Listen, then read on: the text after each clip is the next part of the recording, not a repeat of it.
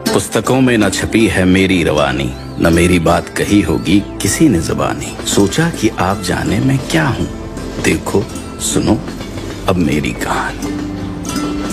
मैं यमुना पुल, यमुना नदी के ऊपर प्रयागराज से नैनी के बीच बंधा हुआ हूँ। 15 अगस्त 2021 को मैं 156 वर्ष का हो जाऊंगा। इस पुल ने आजादी से 82 साल पहले ही 15 अगस्त की तिथि को बहुत महत्वपूर्ण बना दिया था, क्योंकि इसकी शुरुआत 15 अगस्त 1865 में हुई थी। 156 वर्ष की आयु में भी मैं रेल की सेवा में तत्पर हूँ, उसी दृढ़ता और मजबूती से जो मेरे जन्म के दिन था। मेरे जन्म की कहानी भी अद्भुत है। वैसे तो यमुना नदी के ऊपर मेरे निर्माण की योजना अंग्रेजों ने सन 1855 में ही बनाई, पर 1857 के स्वतंत्रता की पहली लड़ाई की वजह से प्रकल्प रोक दिया गया। उसके पश्चात गवर्नर जनरल लॉर्ड कैनिंग ने मुझ पर काम रोक दिया। वे सुरक्षा हेतु रेल को किले से या उसके आसपास से ले जाना चाहते, ताकि किले की बंदूकें उनकी रक्षा कर सकें। पर 1859 तक तकनीकी कारणों से ये विचार छोड़ दिया गया और मेरा निर्माण शुरू कर दिया गया। मेरे निर्माण के समय की भी एक रोचक कहानी है। ये जब पुल बन रहा था तो बार बार ये गिर जाता रहा, तब इसके बाद जो है ये इंजीनियर जो है इसे जूता मॉडल बनाया पानी के बहाव के लिए, कि ये फिर बनने के बाद पानी सीधे जाने लगा।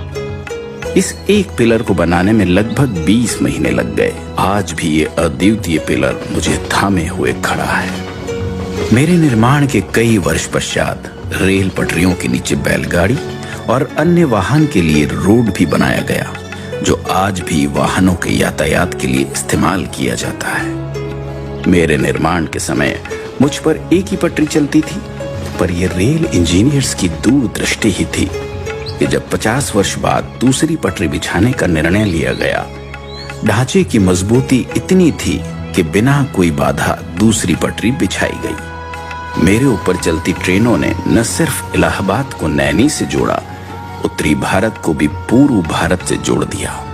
अंग्रेजों ने रेल पटरियां बिछाई थी भारत को कंट्रोल करने के लिए, भारत को बेड़ियों में बांधने के लिए। ये सब इस ब्रिज पर भी दिखाई देता है, क्योंकि यहाँ पर प्रहरियों की व्यवस्था थी, यहाँ पर गेट बनाए गए थे और सब कुछ हमेशा वॉच किया जाता था। गौ घाट यानी इलाहाबाद की तरफ और दूसरी छोर नैनी की तरफ एक वक्त में गेट लगे रहते, और जो ट्रेनें गुजरती उनसे टोल वसूल कर ही मुझ पर चलने दिया जाता। भारतीय रेल ने इन गेट्स को उखाड़ फेंक दिया है।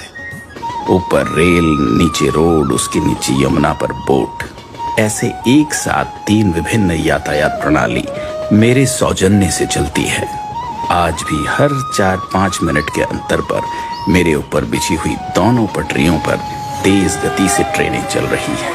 मुझ पर से गुजरने वाली मालगाड़ियां भारत की अर्थव्यवस्था को बहुत बड़ा योगदान देती हैं, और यात्री ले जाने वाली ट्रेनें इस देश की जनता, सभ्यता और संस्कृति को जोड़ती है। ये रेल कर्मियों की तत्परता, मेहनत और निष्ठा ही है कि लगातार 156 वर्ष से मेरी देखरेख और रखरखाव में कोई कमी नहीं आई और मेरी देश सेवा बरकरार है। नैनी ब्रिज एक 900 मीटर लंबा स्टील स्ट्रक्चर है। इस नैनी ब्रिज का रखरखाव अंडर वाटर सर्वे और अल्ट्रासाउंड जैसी तकनीकों से किया जाता है। इसमें सेंसर्स लगे हैं जो जल स्तर को मॉनिटर करते हैं और बाढ़ जैसे खतरों से सचेत करते हैं। सन 2004 में नए यमुना रोड पुल का निर्माण हुआ और उस पर यातायात शुरू हो गया। हालांकि आज मुझ पर भारी वाहन नहीं चलते, छोटे वाहन और रेल से प्रयागराज और नैनी को मैंने ही सुचारू रूप से जोड़ा हुआ है।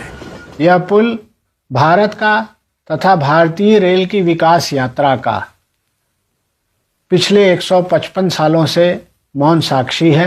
अंत में जयशंकर प्रसाद जी की 2 पंक्तियां मुझे याद आती है कि इस पथ का उद्देश्य नहीं है श्रांत भवन में टिक जाना, किंतु पहुंचना उस सीमा तक जिसके आगे राह नहीं।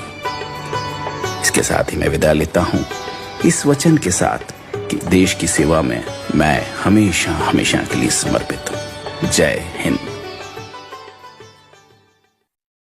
इस पे जो डॉक्यूमेंट्री बनाने का हम लोगों ने निर्णय लिया वो इसलिए लिया, इस इंजीनियरिंग मार्बल के बारे में जानने से ना सिर्फ रेलवे के जो गौरवशाली इतिहास है उससे लोग रूबरू हो पाएंगे, बल्कि ये भी समझ पाएंगे कि इस पुल का प्रयागराज शहर और इस पूरे एरिया को एक डेवलपमेंट में, चाहे वो फ्रीडम फाइट हो उसमें जो एक मुकाम दिलाया है, उसमें इस पुल का भी कितना योगदान रहा है।